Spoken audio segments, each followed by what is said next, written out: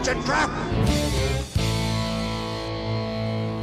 Hey everybody, welcome back to the Resistance Broadcast Rumor Review. I'm John. Thanks so much for joining me today.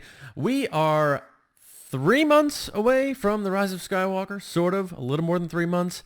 And I have bad news for you guys. Apparently, the movie is in really bad shape. What? And they're doing major reshoots. What? And George Lucas had to come in and fix everything. What? We just got to get down to business here and review this because it sounds like it's very, very serious. Okay, guys, so this comes from a tweet that was shot out by Art Tavana on Twitter, verified account, former writer for Playboy and LA Weekly. And the tweet says, I'm being told that Disney is reshooting scenes for Star Wars, and they say, don't quote me. So maybe we won't, but here we are actually quoting you. Things aren't looking good. Too many variables and audiences to please. George Lucas as a creative consultant seems like a very likely occurrence. Okay. Though there's no telling how much say he'll have. So this is the first I think anyone has heard of this.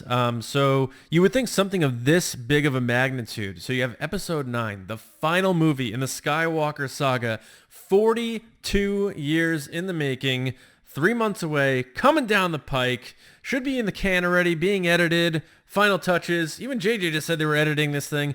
But this here, I mean, if something like this were happening, where this movie was in this much trouble, it would come from a lot more places than this one Twitter account.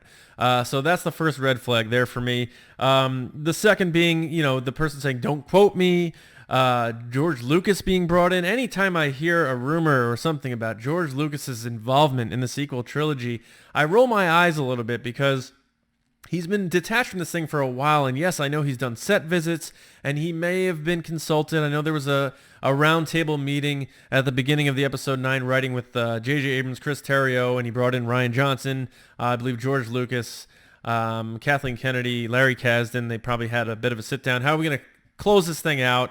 I'm sure they consulted with George Lucas, but the fact that, to suggest that they're bringing him in as a creative consultant to fix things for Episode 9, this is madness. I don't buy this at all. I know a lot of people are nervous about this. I mean, every time a Star Wars movie comes out and there's scheduled reshoots or things like that, it gets run away with that there's problems all the time. And have there been problems? Yes. Solo: A Star Wars Story had a lot of problems. They had to fire their directors and actually reshoot a lot of the movie. That actually happened.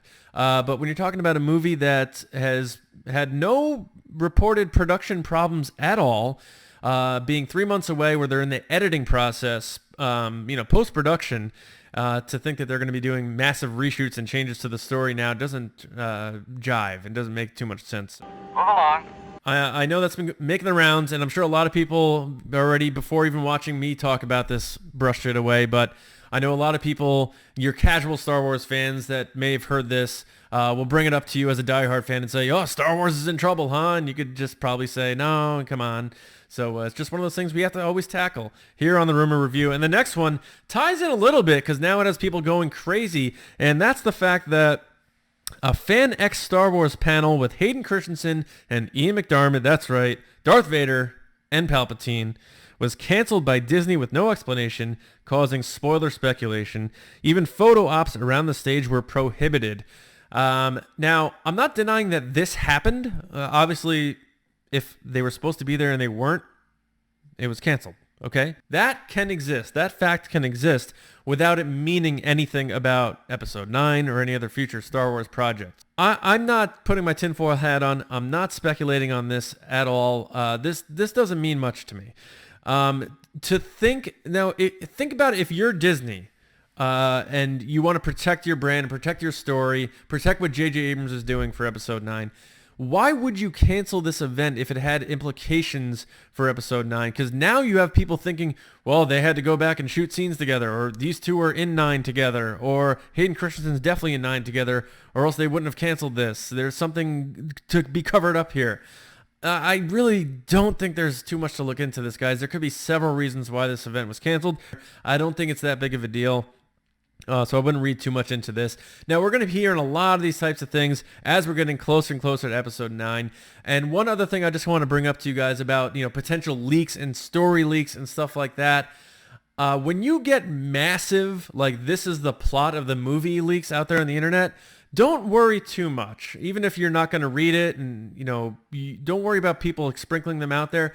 There is a very, very low chance that anyone is getting a full spectrum, full leak script story of episode 9.